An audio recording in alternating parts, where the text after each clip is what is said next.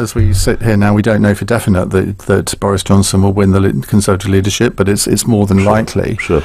But if Jeremy Hunt pulls off a surprise, his problem is that they're going to see him as effectively a bit of a Theresa May, somebody who voted Remain, maybe has pivoted since then, but he doesn't feel Brexit in his gut in the way that presumably Boris Johnson does. Oh, you think presumably, so? I really don't think that Brexit is a crucial issue for Boris at all. Well, it will define his political. It may well do, and that may it? well then decide. That may well then determine his course of action.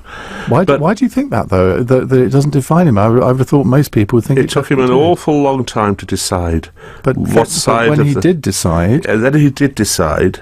But I am not sure that he decided because he was in the way that, for example, David Davis or Jacob Rees-Mogg are clearly committed to the idea of Britain leaving with us, with no deal if necessary. So I don't get that from Boris. So you actually, therefore, presumably believe that he could kick the can down the road after October the 31st and extend Article 50? Absolutely, Ian, without question.